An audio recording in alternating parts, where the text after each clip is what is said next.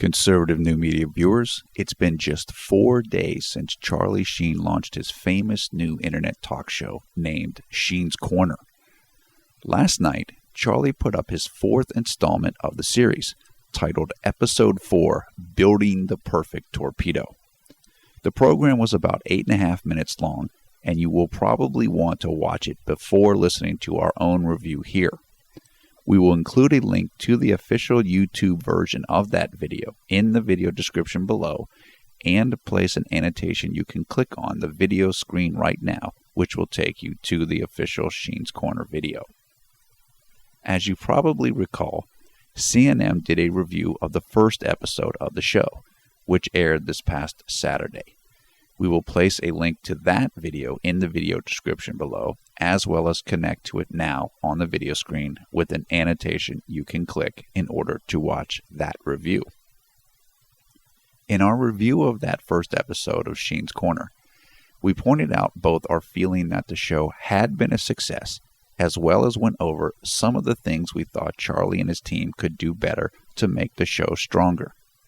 We are happy to say that some of the concerns we had with the show have already been addressed, and the result was a very strong and very funny episode of the program this past evening. Building the Perfect Torpedo, which I will refer to from now on as Episode 4, was the first show Charlie has done since being fired by Warner Brothers from 2.5 Men. Predictably, he blasted several persons associated with the program, Warner Brothers and CBS, including 2.5 Men producer Chuck Lorre, CBS president Les Moonves, and Warner Brothers television president Bruce Rosenblum. Sheen claimed that his firing was quote-unquote illegal and essentially dared his former bosses to try to replace him on 2.5 Men.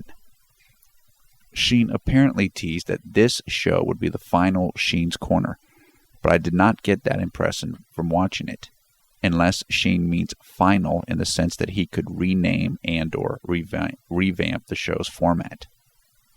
Now, let's get to reviewing how the show came off and how it compares with where the show was at on its first night, this past Saturday. First of all, the lighting is vastly improved. Sheen and his team seem to be shooting the program during daylight hours in California, and the natural sunlight is providing a much better viewing experience than were the artificial lights used in Episode 1. Sheen appears to be shooting the show live but a few hours in advance, then broadcasting it later the same evening. Second, all of the sound effect gimmicks a la Howard Stern are gone. No passing gas sounds, no other zany sounds. Another improvement.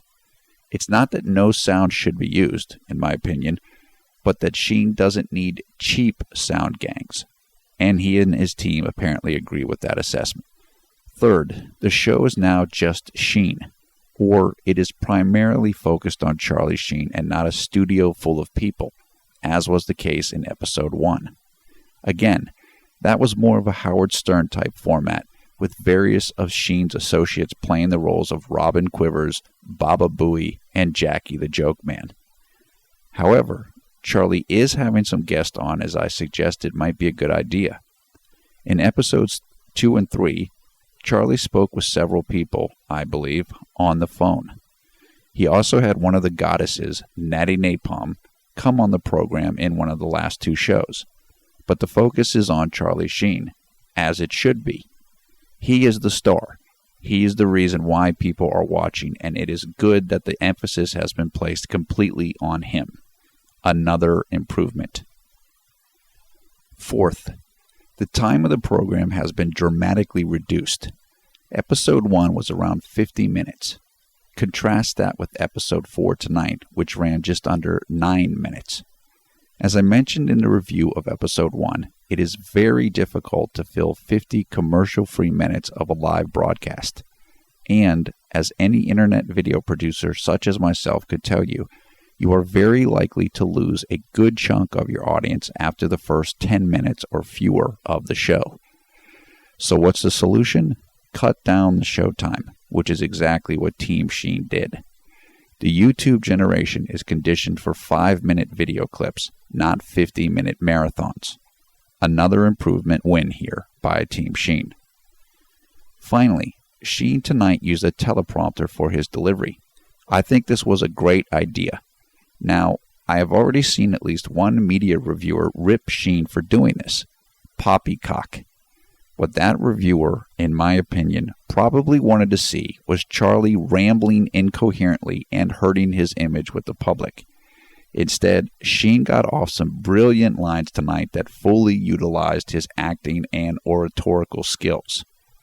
The reason why people use scripts like I am using now is because they prevent dead air and silly mistakes that the audience doesn't want. That is, if I come on the video and pause 100 times, say and repeatedly, you won't be entertained.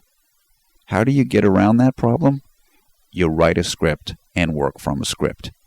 Charlie did that tonight and it worked extremely well, perhaps better than some of his detractors in the media wished it had worked. As Sheen becomes more comfortable with the live format, he may choose to use the teleprompter less. For example, Rush Limbaugh doesn't use a teleprompter, but Sheen is still learning the talk show model, and so I have no problem with his using prepared lines. Nothing new here for someone in the acting business.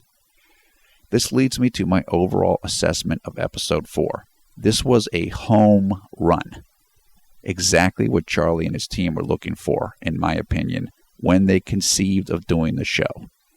Unlike the last 2 days, Charlie looked well-groomed, well-rested, and was completely on top of his game as he worked from a well-crafted script that had a large number of hilarious lines and, of course, the requisite Sheenisms such as winning and tiger blood.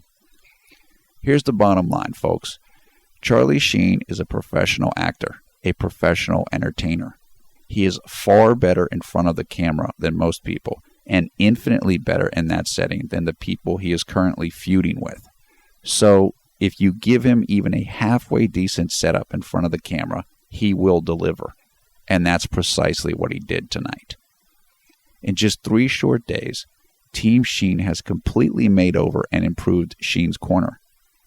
As an entertainment product, not considering it as any kind of a morality play or in any other sense, it has arrived. It is compelling. As a viewer, I am excited about how far things have come so fast, and I am looking forward to where the show can go from here. Say whatever you want about Charlie Sheen, but his current domination of social media cannot be overstated. He has 2.35 million Twitter followers as I write this sentence, and in an article that I will link to in the video description, he is the #1 social media force in 2011. Does anyone remember Kim Kardashian's infamous sex tape? No. They just know now that she is a media giant.